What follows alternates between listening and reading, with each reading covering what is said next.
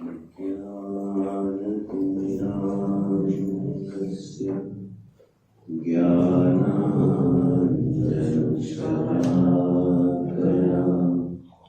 चक्षुरुन्मीलितं येन तस्मै श्रीगुरवे नमः। भवानी शङ्करो वन्दे श्रद्धाविश्वासरूपिणो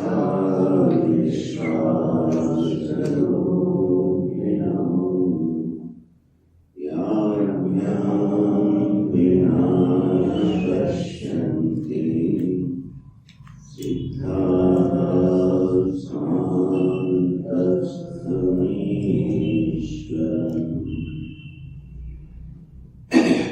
वन्दे बोधमयं नित्यं गुरुं शङ्करगौरिरं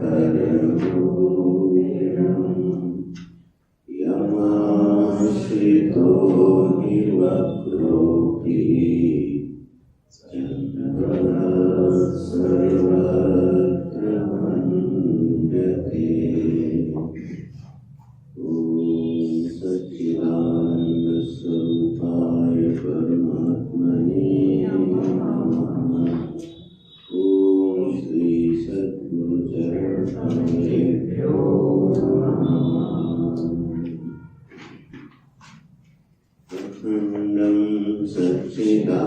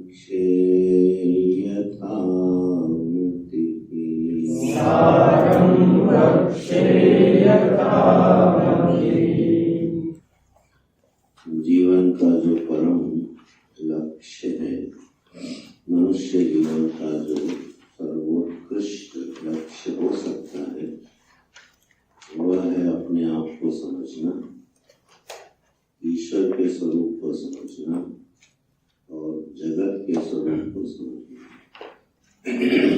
इस समझ के आधार पर तय होता है, निश्चित होता है कि हमें किस तरह का जीवन जीना है। हमारे जीवन का जो निर्धारण है वो हमारा लक्ष्य ही करता है। जो जीवन में हम अपना लक्ष्य चुनते हैं, तदनुरूप ही हमारा मन और हमारी बुद्धि अपना कार्य करना शुरू कर देते हैं। मन और बुद्धि ये जो अंतःकरण है, ये कोई स्वतंत्र वस्तु नहीं है। यह अपने आप से स्वयं प्रेरित नहीं होता है। अगर यह प्रकृति, यह अंतःकरण अपने आप से स्वयं प्रेरित हो रहा होता तो किसी भी मनुष्य के फिर बस की बात नहीं थी कि इसके ऊपर कुछ काम करे।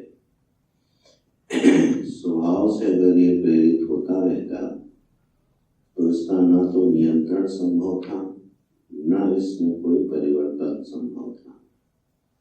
जैसा मन जिसके पास है वह वैसा ही आचरण करता, जैसी समझ जिसके पास है वैसा ही वो जीवन जीता। लेकिन यह अंतःकरण क्योंकि दृश्य है, जड़ है, स्वयं से प्रेरित नहीं होता है।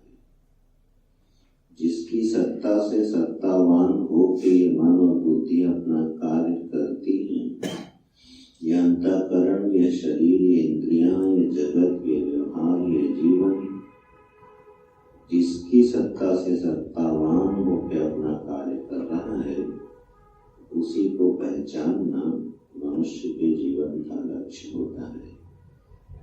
उसी के लिए उपासनाएं हैं, चिंतन है, धर्म है, विज्ञान है, व्यवहार है, पूरा जीवन उसी के लिए है। कई बार ऐसा हो सकता है कि हमारे जीवन का सीधा सीधा लक्ष्य परमात्मा की प्राप्ति न हो, अपने स्वरूप को समझना ना हो। सीधा सीधा ये लक्ष्य जरूरी नहीं है कि हर एक के जीवन में हो।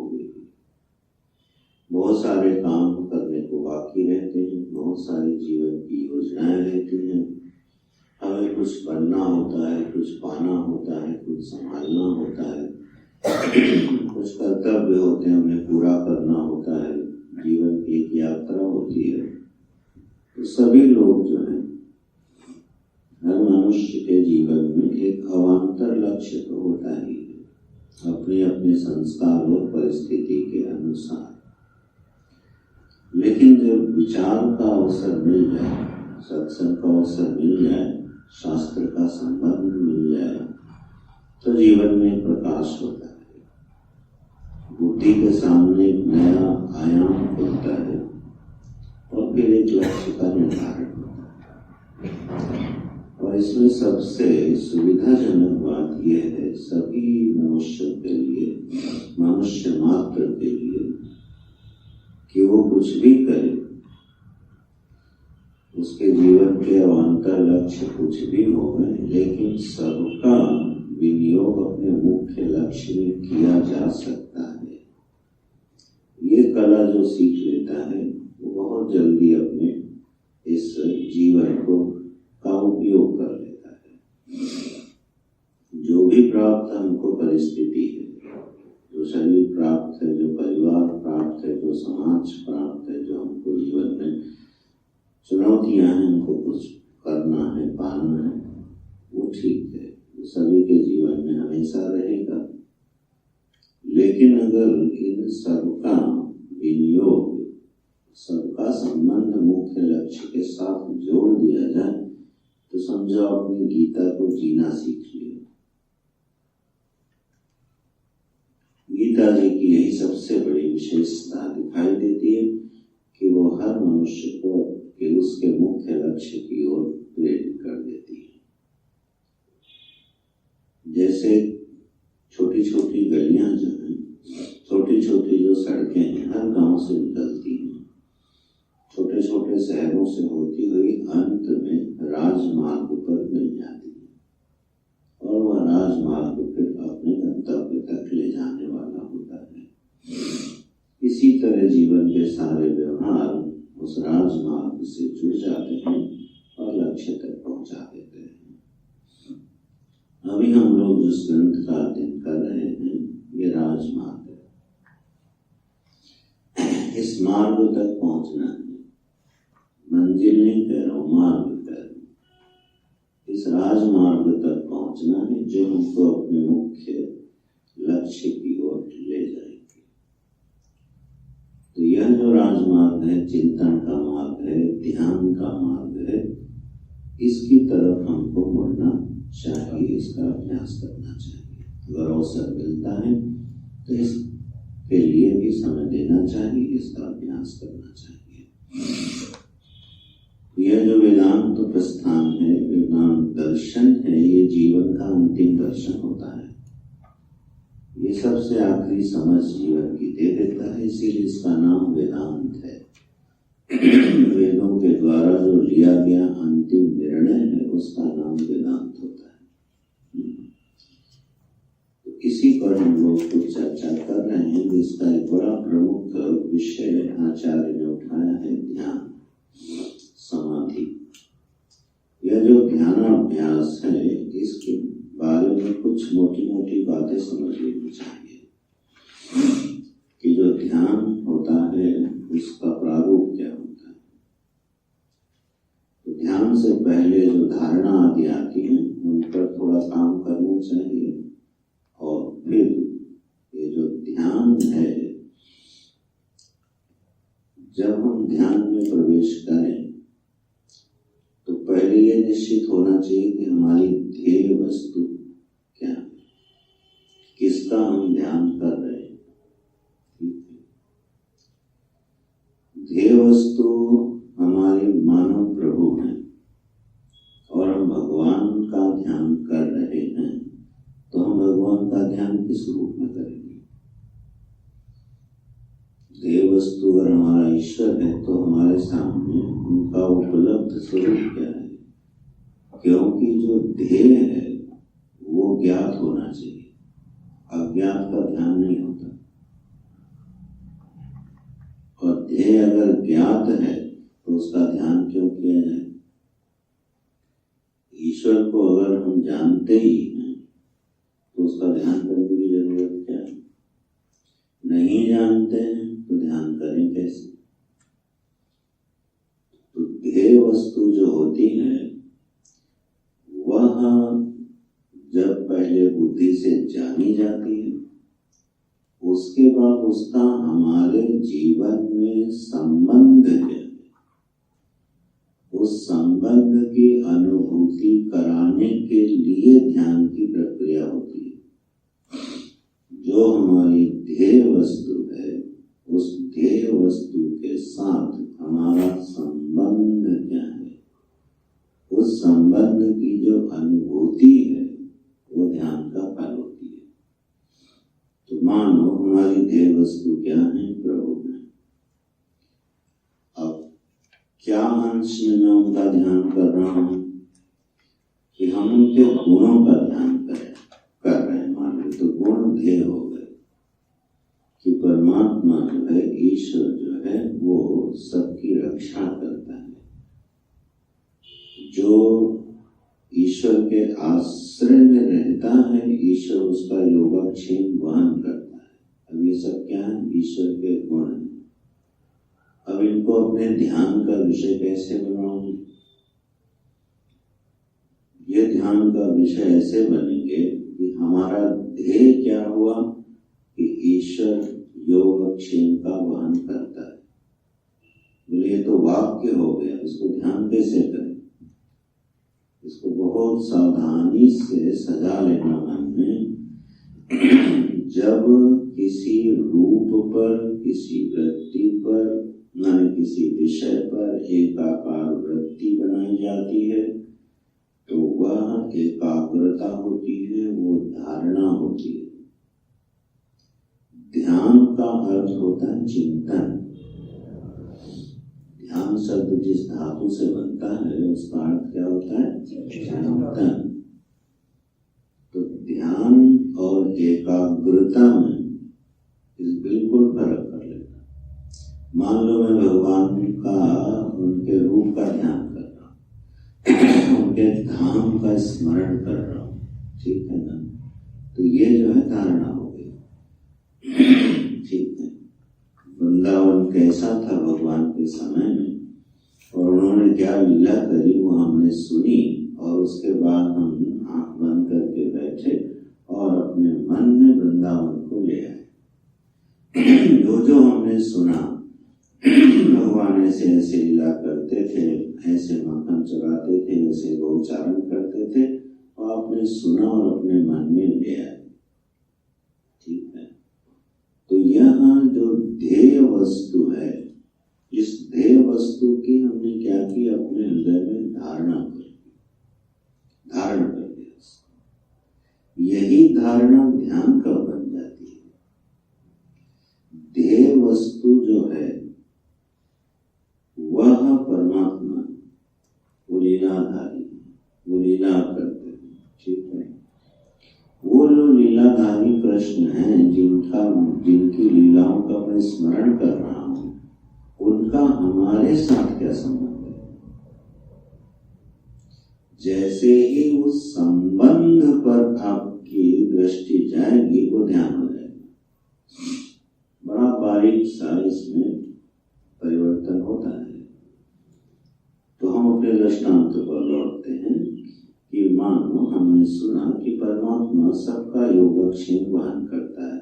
ठीक है, अब हमने इस बात को जब तक यह संबंध हमारे ऊपर लागू नहीं हो जाएगा तब तक यह वाक्य केवल वाक्य ही रहेगा। ईश्वर के गुण हैं कि वो सबका योगक्षेम वहन करता है। ठीक है, हमने भी मान लिया वहन करता, हमारा वहन करता है कि नहीं करता। अब अगर हमारा वहन करता है और इस बात की हमको पक्की अनुभूति है तो जीवन में चिंता रहेगी। अपने योगक्षेम के लिए चिंता भी रहे और ये बात हम जानते भी हों कि ईश्वर योगक्षेम वहन करता है, इसका मतलब आपको छोड़ के ही सबका वहन करता है।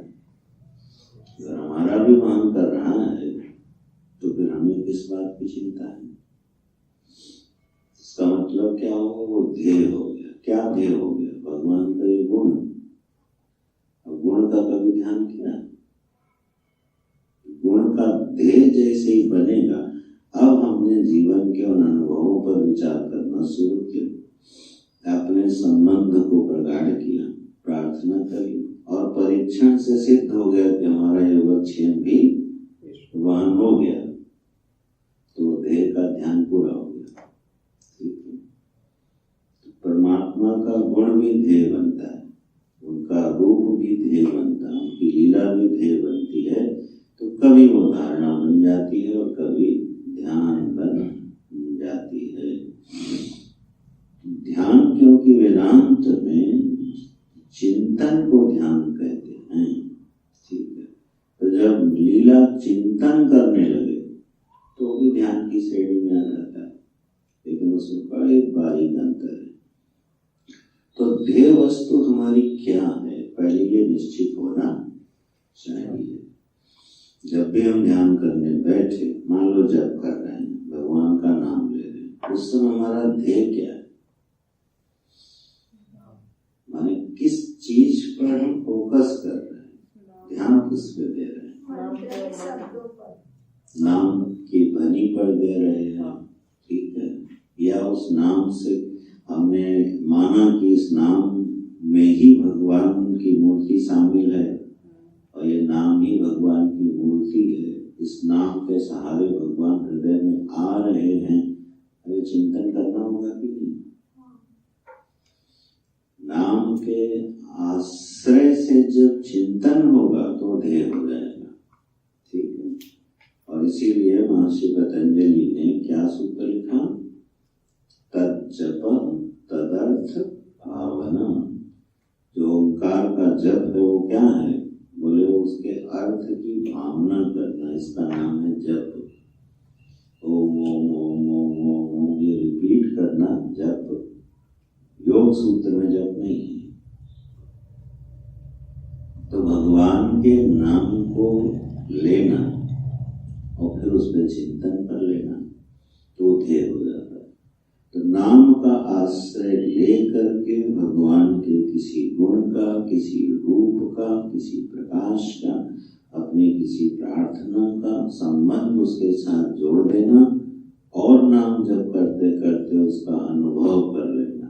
क्या धारणा से ध्यान में, ध्यान से धारणा में बात होते होते पूरी हो जाती है। तो ध्येय वस्तु जैसी होगी ध्यान का फल वैसा ही होगा। हर नाम जपने वाले का जो फल उसको मिलता है वह उसी के अनुसार मिलता है जो उसने उस नाम के आश्रय से श्रद्धा रखी है। ठीक है, वही फल प्रकट होता है। तो यह जब हम ध्यान करने बैठते हैं तो हमारा ध्येय क्या है? वेदांत का ध्येय क्या है, जिस पर अभी हम लोग चिंतन कर रहे हैं? तो वेदांत का ध्येय है ब्रह्म, सच्चिदानंद वस्तु। अच्छा, अब ये ध्येय ऐसा है कि न तो इसमें नाम दिखाई देता है, न रूप दिखाई दे रहे हैं, कोई आलंबन ही नहीं दिखाई देता। या सच्चिदानंद का ध्यान करो, अब क्या ध्यान करो? बैठ के आंख बंद करके सच्चिदानंद, क्या सच्चिदानंद, कुछ ध्यान हुआ क्या? बोले राम, ध्यान हो गया, क्योंकि राम जी सामने आ गए। उस शब्द से जो मूर्ति जुड़ी हुई है वो प्रकट हो गई, वो हमारे ध्यान में आ गई। लेकिन जब हमने कहा सच्चिदानंद, तो क्या ध्यान में? कुछ नहीं। इसके लिए फिर प्रक्रिया, पहले जो प्रक्रिया होती, जैसे हम लोगों ने शुरू से पहले प्रक्रिया पढ़ी है, अभी तत्त्वमसि महावाक्य का अर्थ क्या बनेगा, तत् क्या है, त्वम क्या है, उनका ऐक्य क्या है, ये सारी प्रक्रिया के बाद एक अर्थ निकलेगा सच्चिदानंद का। ठीक है, तो जैसे ही शब्द आया सच्चित आनंद, तो उसका संबंध सीधे जुड़ जाएगा अहम से। सच्चिदानंदो हम, अभी ध्यान हो गया। ठीक है, क्योंकि ध्येय क्या है? शब्द सच्चित आनंद, उसका जो अर्थ है, शब्द का अर्थ जो है वो ध्येय होता है। ठीक है, और केवल शब्द की आवृत्ति धारणा हो जाती है। फर्क समझ, शब्द की आवृत्ति हो रही है, ओम ओम ओम, अर्थ नहीं स्फुरित हो रहा, तो ये ओम शब्द की मांगलिक जो ध्वनि है उसका आश्रय लिए धारणा होगी। ठीक है, क्योंकि देशबंध चित्त हो गया, चित्त एक विषय में बांध दिया गया, धारणा हो गई। लेकिन जैसे ही ओम का अर्थ प्रकट हुआ, आकार माने जागृत, उकार माने स्वप्न सूक्ष्म प्रपंच, आकार माने कारण प्रपंच, बिंदु माने परमात्मा, अब इसके अर्थ का जो प्रकाश है ये ध्यान हो गया। तो अभी जो प्रक्रिया चल रही है वो ये है कि ध्येय वस्तु है ब्रह्म, ब्रह्म का कुछ अता पता है, उसका संबंध किससे बना? अहम से। ठीक है, ब्रह्म क्या वस्तु है? बोले जो अहम है वही ब्रह्म है। प्रश्न आया कौन सा अहम ब्रह्म है? तब याद आया तत्त्वम असि महावाक्य का अर्थ, जिस त्वम में से उपाधियां हटा दी गई वह अहम होके ब्रह्म हो गया। ठीक है, तो त्वम माने हम। अब हमने कौन सी उपाधियां धारण की हुई? बोले शरीर। शरीर की उपाधि हटा के अपने आप को देखा, मन की उपाधि हटा के अपने आप को देखा, कारण की उपाधि हटा के अपने आप को देखा, और ऐसा हटाते हटाते अहम के साथ एक अर्थ स्फुरित हो गया, सच्चिदानंदो हम शिवोहम। अब ये ध्येय का स्मरण में ध्यान हो गया। वेदांत का जो ध्यान है वो बहुत कठिन श्रेणी में आता है, बड़े अभ्यास की मांग करता है। तो सिर्फ इसको हम लोगों को पहले यथार्थ में समझ लेना चाहिए, और फिर ध्यानाभ्यास करते हुए, धारणा आदि के अभ्यास करते हुए बीच बीच में ये भी ध्यान करना चाहिए। तब ये ध्येय बन जाता है, वो अर्थ निकलने लगते हैं अहम के साथ जुड़ के।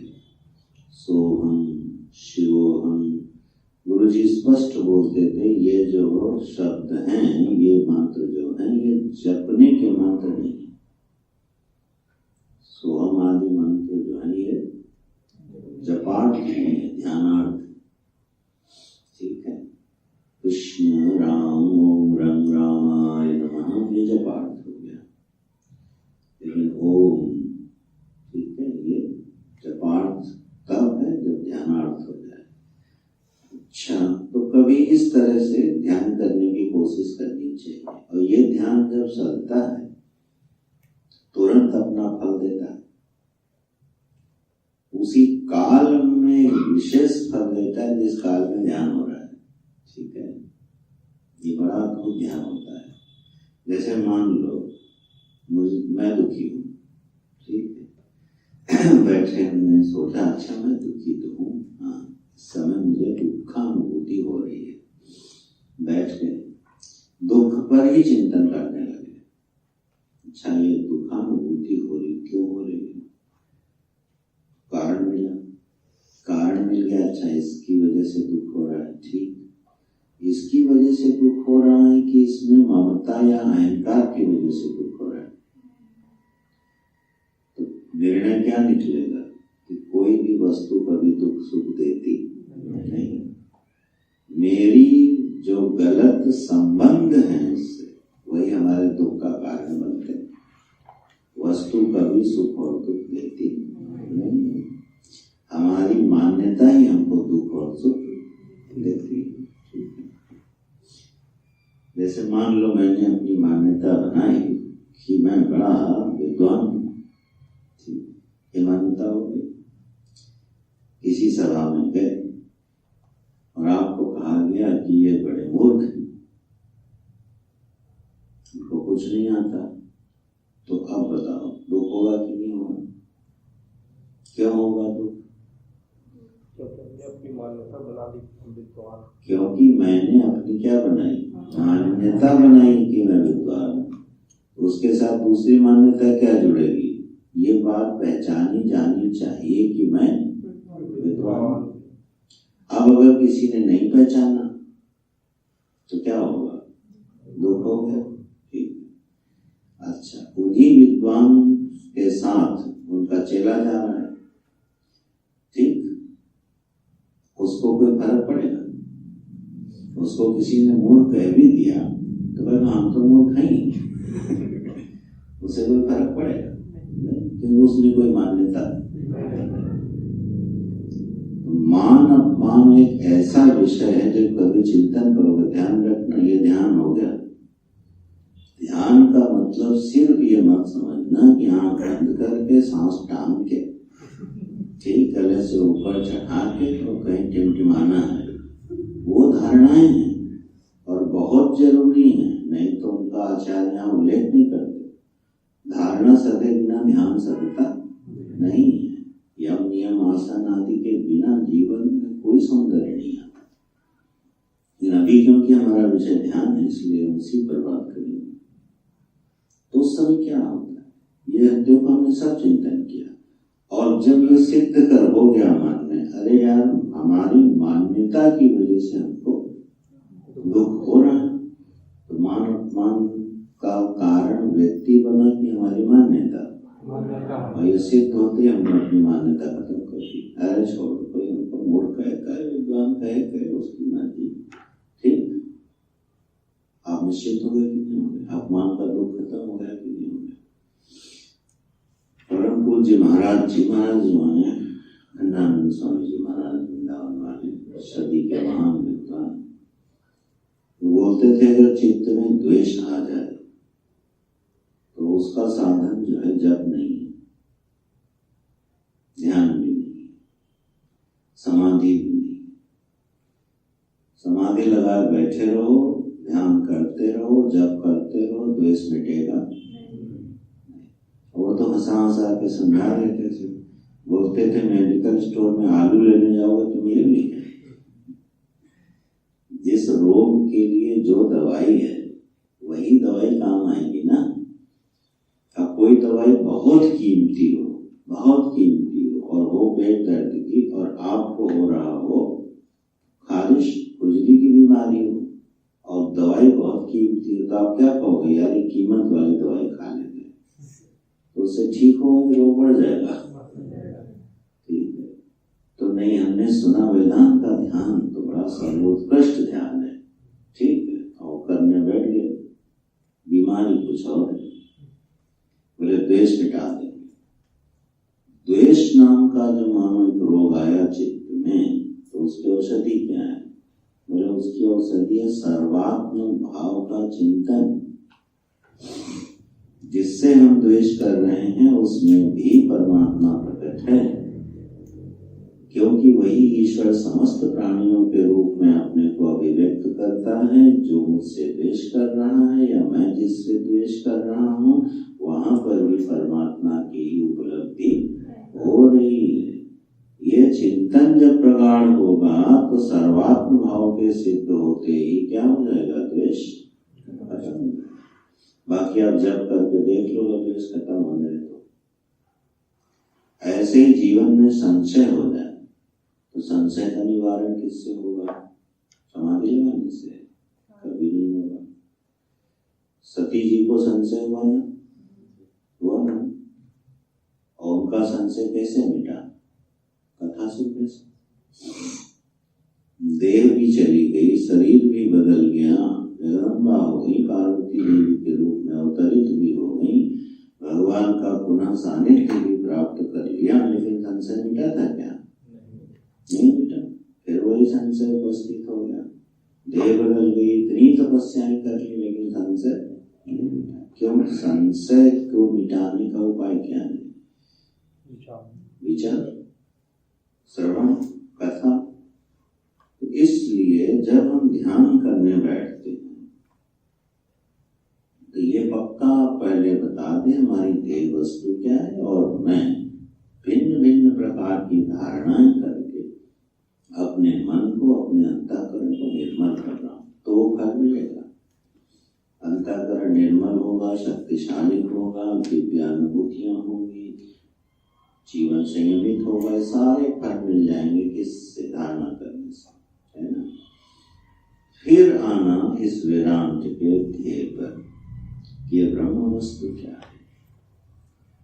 बोले जो तत्व है उसकी उपाधि हटाओ, जो त्वम है उसकी उपाधि हटाओ, जो एकमात्र अखंड ज्ञान वस्तु अवशिष्ट रह रही है वही मेरा स्वरूप है।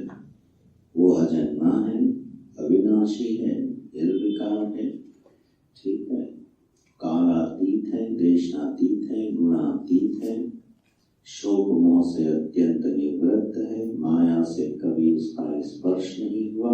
ये सारे वाक्य पीछे पीछे चले आएंगे। ये हो जाएगा ध्येय ब्रह्म का ध्यान, ठीक है। अगर ध्येय ब्रह्म का ध्यान भी ऐसे लटका दिया, क्या तो इतनी विराट सृष्टि, उस विराट सृष्टि के पीछे बैठा हुआ एक चेतन, और उस चेतन सारी सृष्टि को पी जाता है, उगल देता है, वो ब्रह्म है। बात गलत हुई, देह वस्तु समझ में नहीं आई। जब भी ब्रह्म वस्तु का ध्यान होगा वह ब्रह्म है, ये ध्यान कभी नहीं होगा। और अगर हो रहा है तो अभी प्रक्रिया समझ में नहीं। ब्रह्म वस्तु का ध्यान नित्य अहम के रूप में होता है, वह के रूप में नहीं होता। और ठीक इसका उल्टा, ईश्वर का ध्यान हमेशा वह के रूप में होता है, अहम के रूप में कभी नहीं होता है। इसलिए ईश्वर के आश्रय में रहते हुए, उनके गुणों का ध्यान करते हुए, भक्ति के संबंध को दृढ़ करते हुए, और फिर उस ईश्वर से जो दूरी है उपाधियों के कारण उसको मिटा के ब्रह्म वस्तु में अवस्थान होने का अभ्यास करना चाहिए। ये कुछ ध्यान की पीठिका थी जो विषय से संबंधित है, इसलिए इस पर थोड़ा विचार किया गया। ऐसा जो निर्विकल्पक समाधि वाला ध्यान है, जो निर्विकल्प अवस्था तक ले जाता है, कल यहाँ तक दोषों पर, विघ्नों पर चर्चा हुई। तो ऐसा जो निर्विकल्प समाधि लगती है, अभ्यास होता है, उसमें 4 प्रकार के विघ्न उपस्थित होते हैं। वो उनको कैसे दूर करना है, इस पर हम लोगों ने कल चर्चा करी थी। नींद आए तो लय है तो सोना नहीं है, लय संबोधये चित्तम विक्षिप्तम शमये पुनः सकषायं विजानीयात्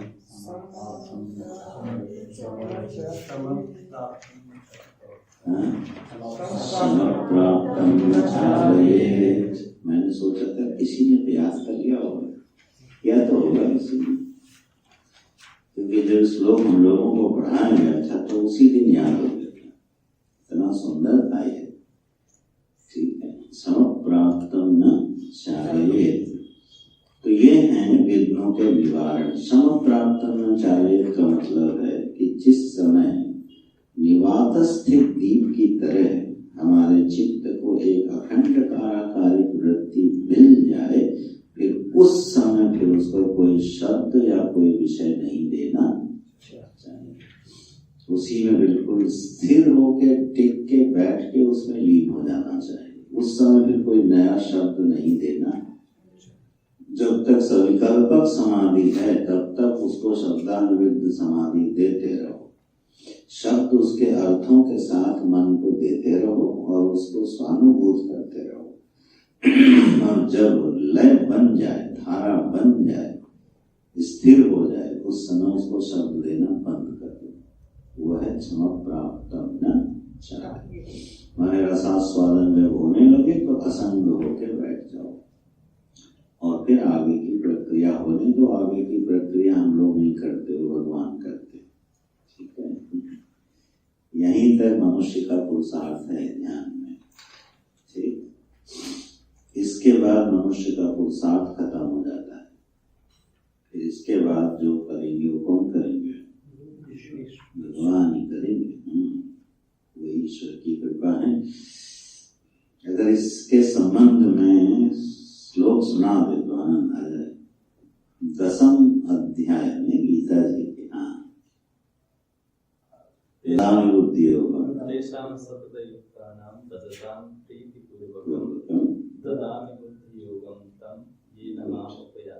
यहाँ तो ददामि बुद्धि योगम कहा। ठीक, अज्ञान के आवरण को हटाना। गुड। इसके ठीक अगला श्लोक फिर है तेषाम एव अनुकंपार्थम अहम अज्ञानजं तमः नाशयाम्यात्मभावस्थो ज्ञानदीपेन भास्वता। भास्वता ज्ञानदीपेन अज्ञानजं तमः एतर्जुन अहम नाशयामि। कुत्र स्थितो सन्न? हृदय स्थितो सन्न।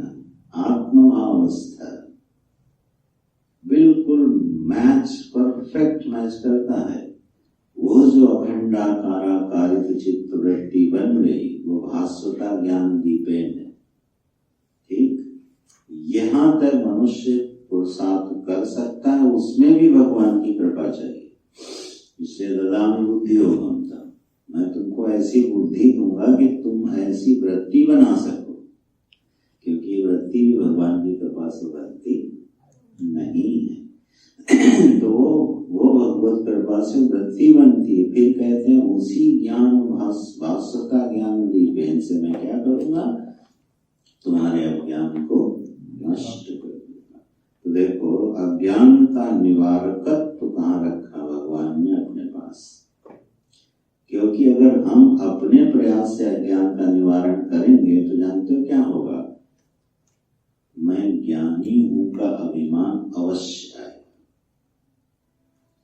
ठीक है, मैं ब्रह्म को जानता हूं, मैं ब्रह्मानंद में स्थित हूं, मैंने अविद्या का ध्वंस कर दिया है। यहाँ हम अपने आप को छुपा के फिर बैठ जाएगा। लेकिन जब यह काम करेंगे भगवान, और वही कर भी सकते हैं, मनुष्य इसके आगे कुछ नहीं कर सकता।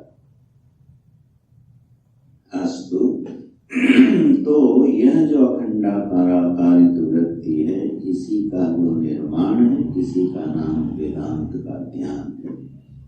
और ध्येय वस्तु जो है ब्रह्मात्मैक्य बोध है, ऐसा ये ध्येय है।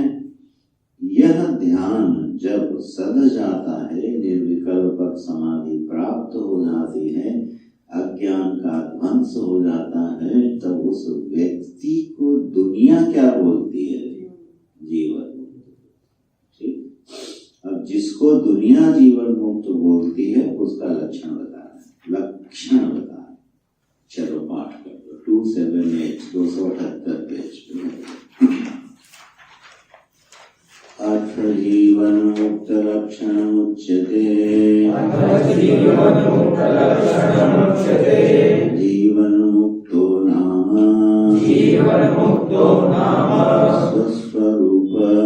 स्वस्वरूप अखंड ब्रह्म ज्ञानेन तदज्ञानवादनद्वारा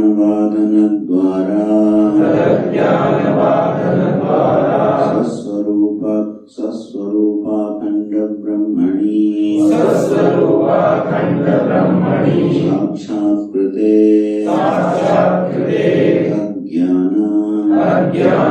तत्कार्य संचित कर्म संशय विपर्ययादीनां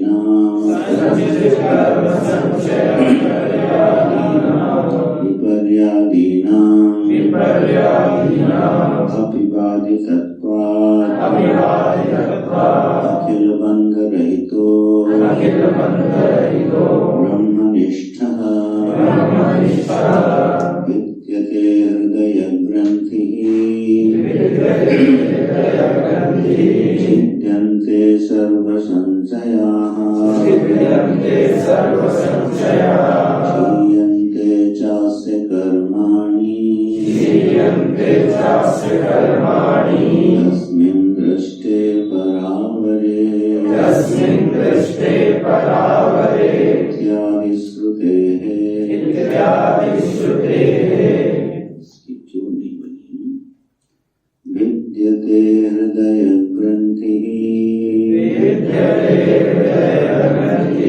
छिद्यन्ते सर्व संशयाः क्षीयन्ते चास्य कर्माणि तस्मिन् दृष्टे परावरे। तस्मिन् परावरे दृष्टे सति हृदय ग्रंथि विद्यते सर्व संशयाः छिद्यन्ते कर्माणि क्षीयन्ते तस्य ज्ञानिनः। अच्छा, अथ जीवन मुक्त लक्षणम उच्यते। जीवन मुक्त का लक्षण सुनो। अथ जीवन मुक्त लक्षणम उच्यते। जीवन मुक्त का जरा लक्षण बता रहे।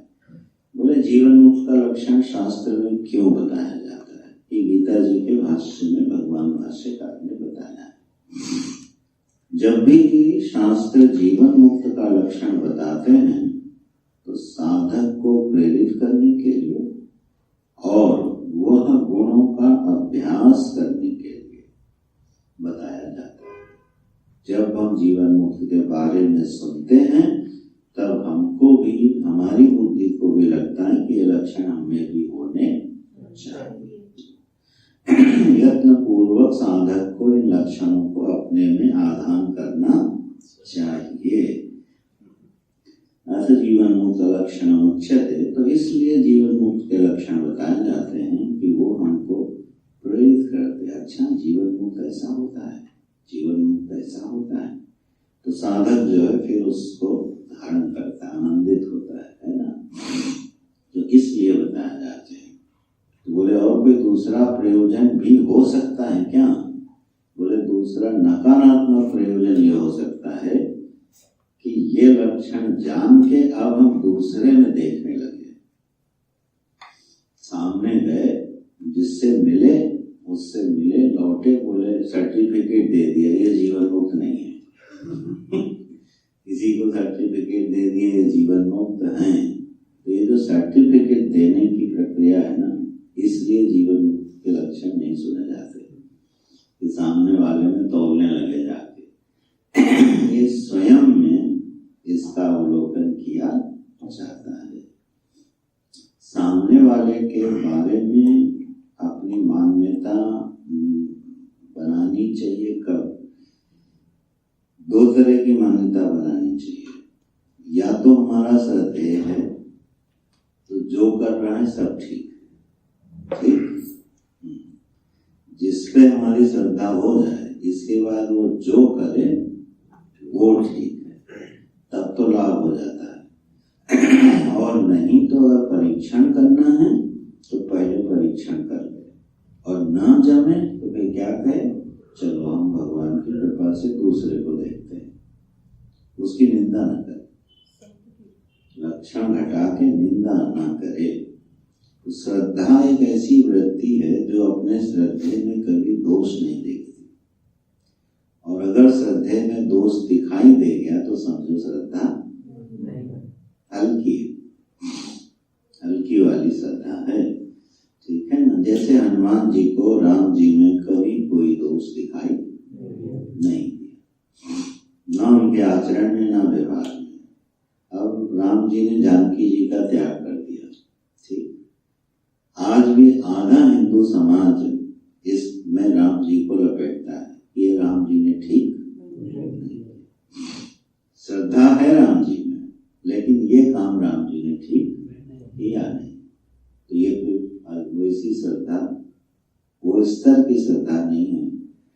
तो जब भी हमारी कहीं श्रद्धा होवे, चाहे किसी व्यक्ति में चाहे किसी देवता में, तो उसमें दोष नहीं देखना, तब तो उसका लाभ मिल जाएगा जो मिलना है।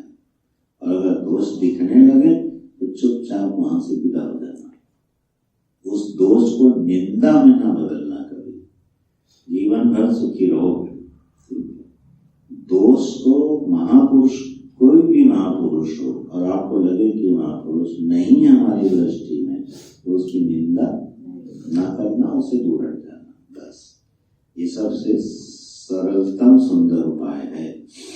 अच्छा, तो जीवन मुक्त के जो लक्षण है इसलिए बताए जाते हैं। बोले बताओ, तो पहला तो लक्षण बताते हैं, वृत्ति बताते हैं। जीवन मुक्त होना स्वस्वरूप अखंड ब्रह्म ज्ञानेन, अपने स्वयं के स्वरूप के संबंध में उसका अखंड ब्रह्म बोध है। क्या? कि मैं सच्चिदानंद अस्तित्व के अतिरिक्त और कुछ भी हो नहीं। ऐसा अखंड ज्ञान जिसके हृदय में लहराता रहता है, वो क्या हुआ? जीवन।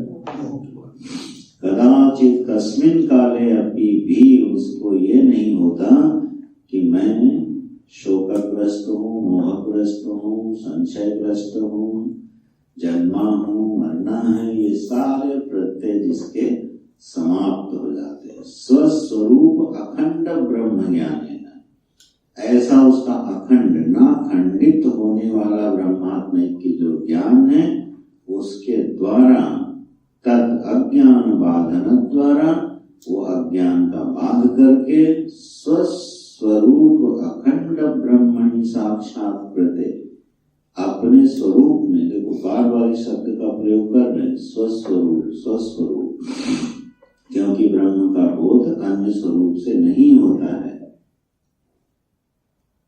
तो स्वस्वरूप अखंड ब्रह्मणि, उस अखंड परमात्मा ब्रह्म में साक्षात्कृते, अपरोक्ष साक्षात अनुभव हो जाता है कि मैं इसके अतिरिक्त और कुछ हो नहीं सकता। जैसे सूर्य को कभी ये बोध नहीं हो सकता कि मेरे अंदर अंधेरा भी है। हो सकता है कभी? सूर्य को तो अंधेरे का ज्ञान ही नहीं होता। वो अंधेरा उसके अंदर कहीं बैठा है तो कल्पना बन नहीं सकती, क्योंकि सूर्य कभी मानो अंधेरे को जानता ही नहीं। ऐसे ही ब्रह्मनिष्ठ जो है साक्षात करते, ऐसा उसका अखंड साक्षात्कार हो जाता है। ध्यान रखना, इसमें एक चीज और जोड़ लेना। मैं पहले अज्ञानी था और अब मैं देखो ज्ञानी हो गया हूं, यह वृत्ति व्यावहारिक है, पारमार्थिक नहीं है। अखंड ब्रह्मणि जो रमण है, वो ये नहीं है कि अभी तक मैं अज्ञानी था और अब मैं ज्ञानी हो गया।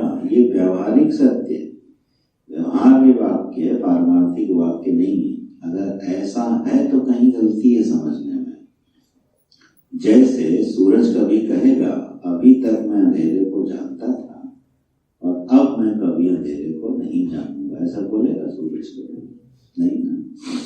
इसलिए जब ये बोध होगा तो क्या बोध होता है कि मुझे कभी अज्ञान था ही नहीं। ये बोध कभी नहीं होगा कि अज्ञान था और ज्ञान हो गया। ये बड़ा विलक्षण है।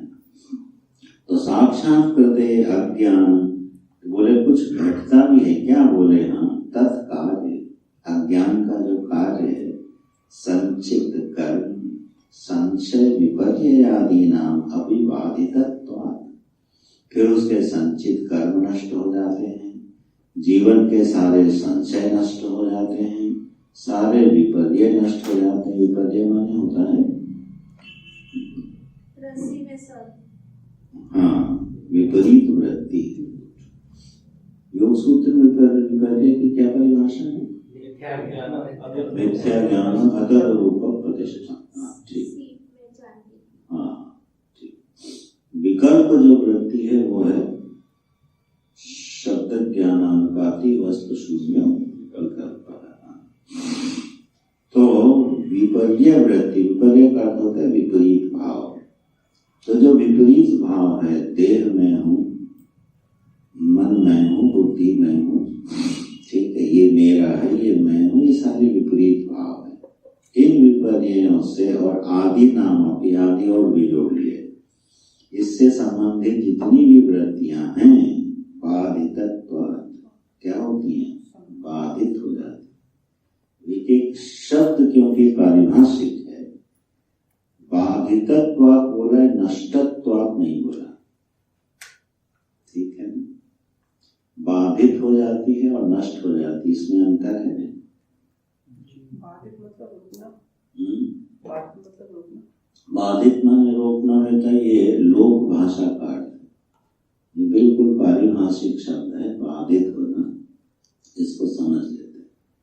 नष्ट होने में, बाधित होने में ये अंतर है कि वहां सत्य बुद्धि नहीं रहती, प्रतीति रहती, उसको बोलते हैं बाधित।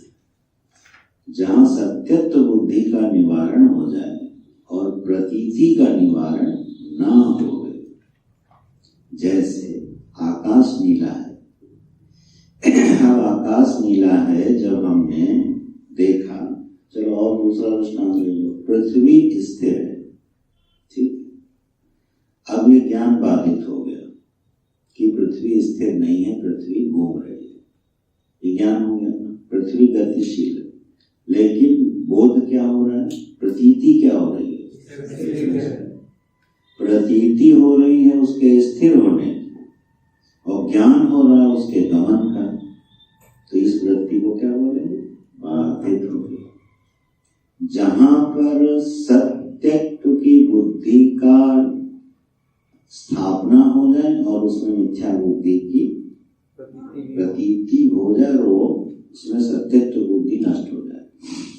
जैसे, इसलिए जोड़ दे रहा हूं, इससे बड़े सुंदर अर्थ निकलेंगे और जीवन मुक्ति को समझने में आसानी रहेगी।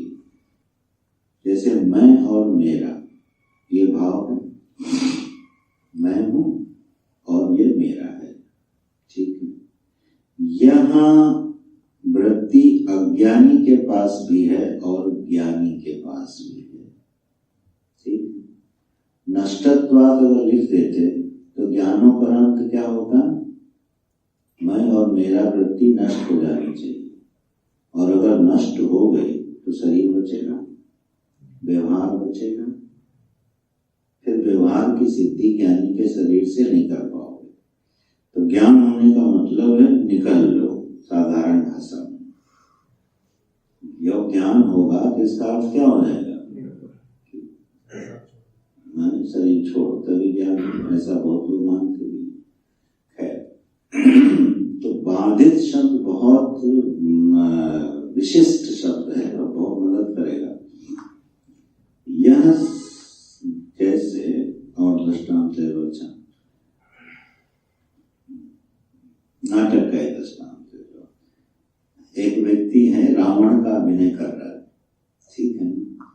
तो उस समय उसको क्या है? मैं रावण हूं, ये वृत्ति है कि नहीं? और ये मेरी लंका है, ये वृत्ति है। लेकिन ये सत्य वृत्ति है कि बाधित वृत्ति है? बाधित है। क्यों? क्योंकि उसको मालूम है इस वृत्ति में कोई सत्यता नहीं है, न मैं रावण हूं न मेरी लंका है। लेकिन व्यवहार तो कर रहा है, जितनी देर लीला चलेगी उतनी देर क्या करेगा? मैं रावण। लेकिन उसको पक्का पता है कि मैं रावण नहीं हूं। ये वृत्ति बाधित वृत्ति हो गई, क्योंकि इसमें सत्यत्व बुद्धि नहीं है। तो उसका परिणाम देखो क्या है। रावण की लंका अगर जल भी जाए, सही में जल जाए, तो दुख होगा टेंट वाले है ना, दुख होगा आयोजक को जिसका पैसा लगा है। रावण तो खुश होगा, चलो आज असली में चल गई क्यों? क्योंकि वो मेरी मानता ही नहीं। और व्यवहार क्या कर रहा था? क्रोध भी कर रहा था, मारपीट भी कर रहा था, हंगामा भी मचा रहा था, सब कर रहा था। लेकिन उसको एक क्षण भी ये ज्ञान टूटता नहीं कि लंका मेरी।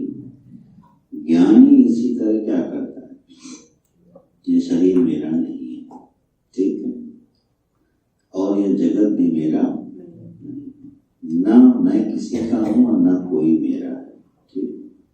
और कितना प्रेम करता है ज्ञानी।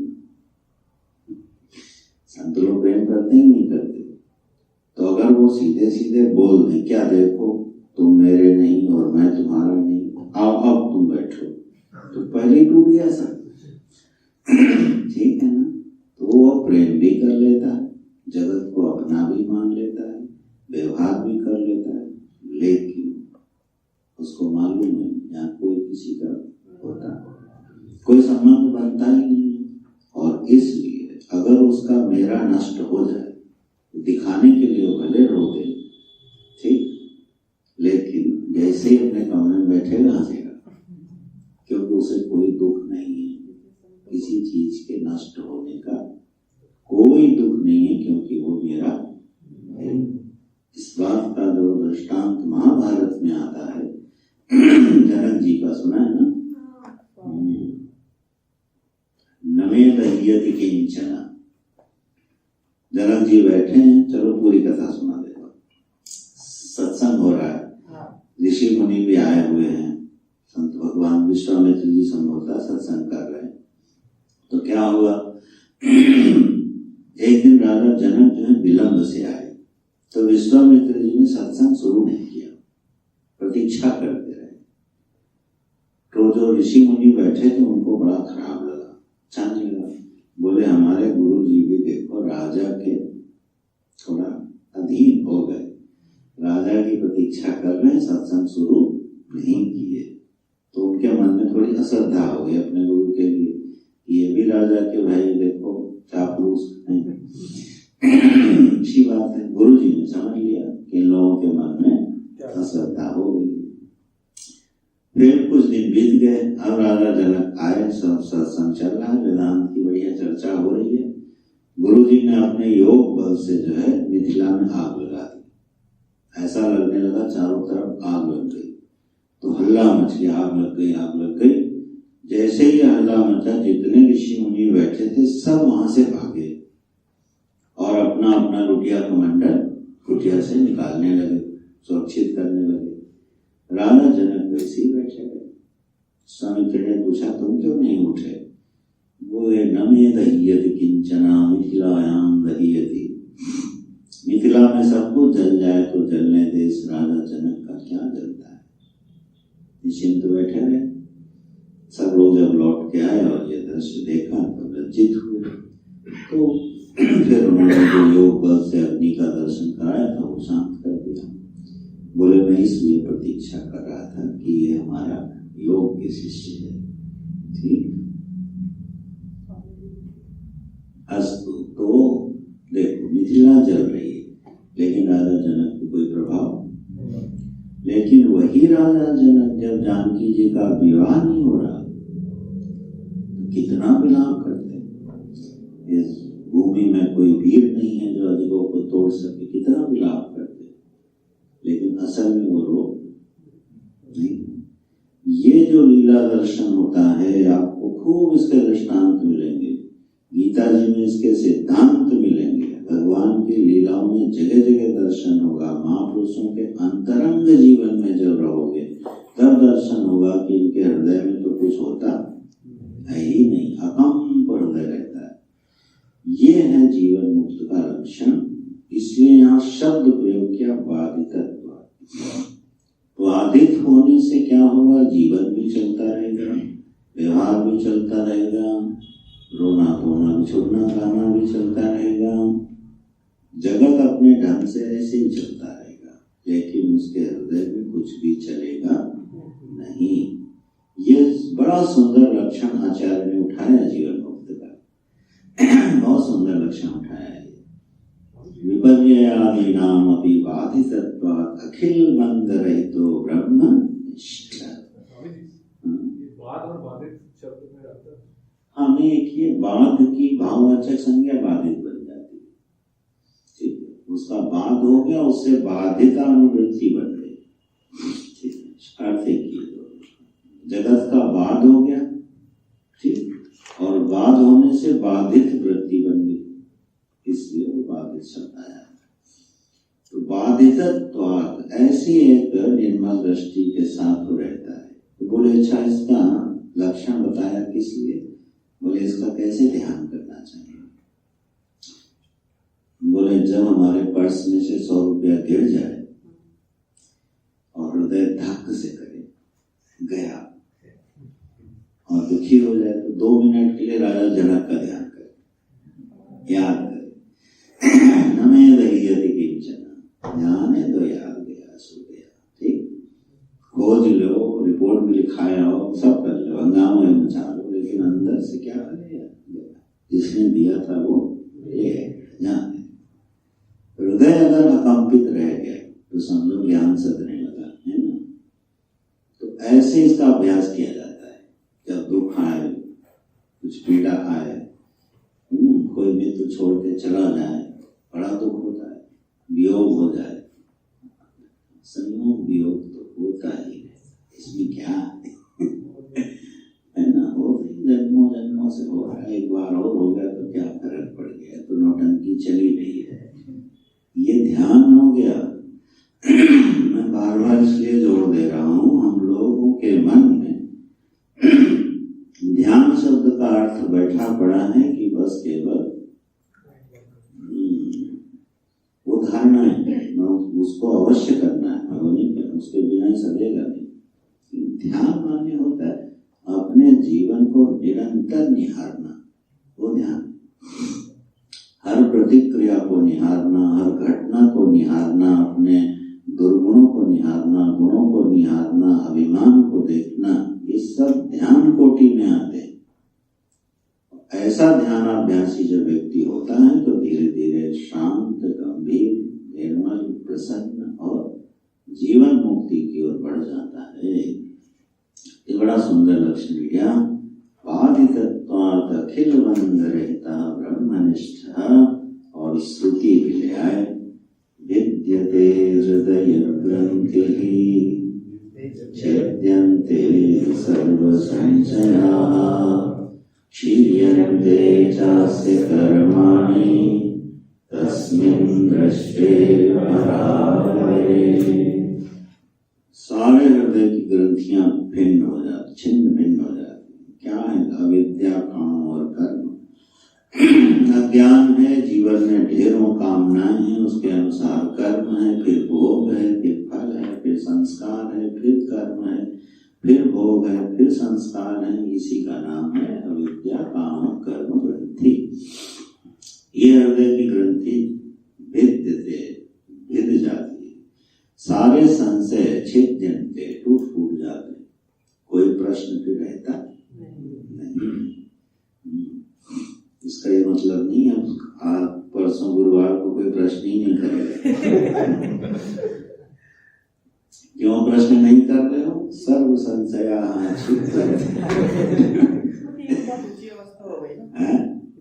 बहुत ऊंची अवस्था, लेकिन इसका ध्यान करना चाहिए। जब ऐसी ऊंची अवस्थाओं का हम ध्यान करते हैं, उसको हृदय में लेते हैं, तो हम भी कहाँ पहुंच जाते हैं? उसी अवस्था में विहार करते हैं ना।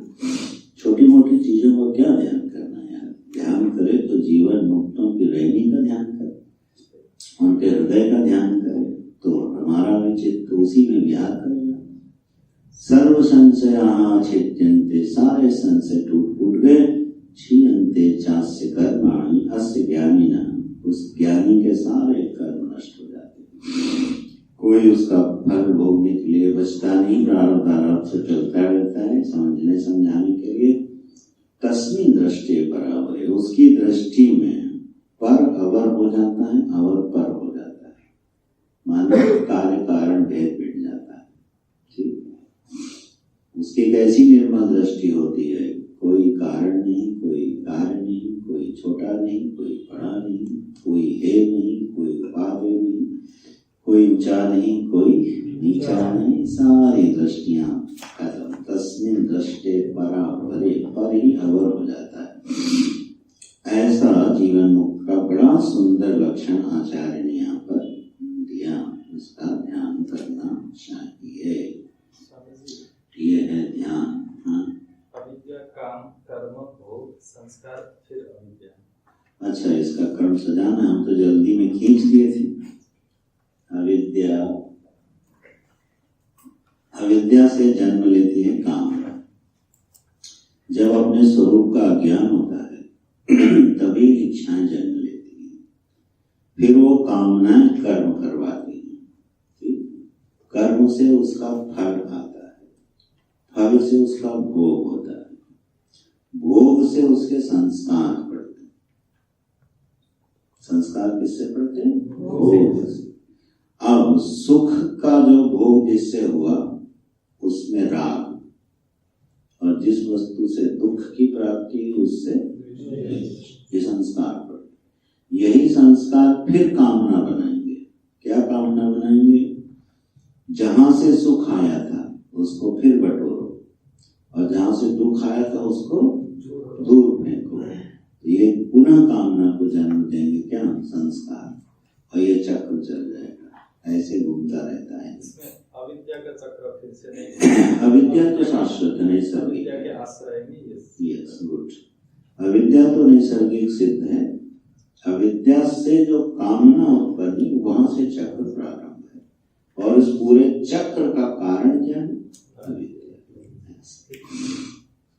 तो गुरु जी, ज्ञान से भी तो काम उत्पन्न हो सकता है। ज्ञान से कामना, हाँ, कामना उत्पन्न हो सकती है। ज्ञान से ना, विषय ज्ञान से हो सकती है। विषय ज्ञान अगर हो जाए, ठीक है, चलो मैं सात्विक कामना ले लेता हूँ।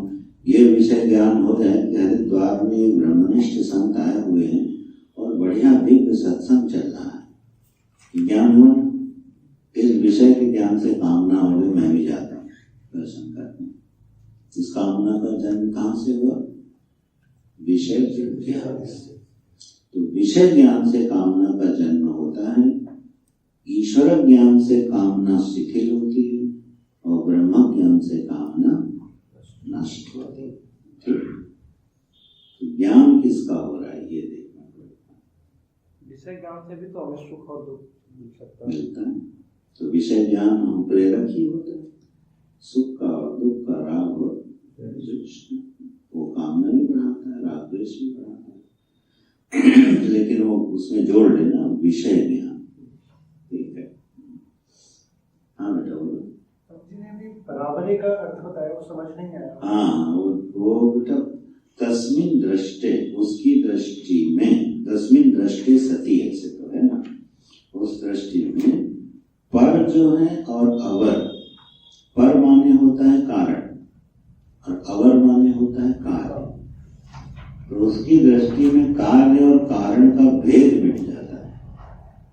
ठीक है, क्यों भेद मिट जाता है? आकाश की जो नीलिमा है उसका कारण क्या है? भ्रम। ठीक है, तो अब कारण जिसका भ्रम होगा तो कार्य भी भ्रम होगा। तो इसलिए ना कोई कारण है ना कोई, वह रज्जु सर्प का कारण है क्या? प्रतीति है। तो फिर उसकी दृष्टि में एक अखंड अद्वय वस्तु ही रह जाती है, सर्वम कल्पितम ब्रह्म ही रह। ये है परावरे सती। बढ़िया ध्यान तो गया। तो इस तरह से इस पर को ध्यान चिंतन करना चाहिए।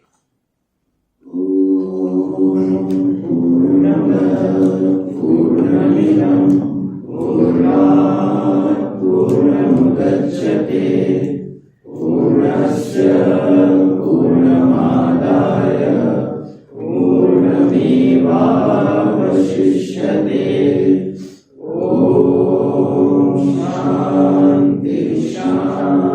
शांति।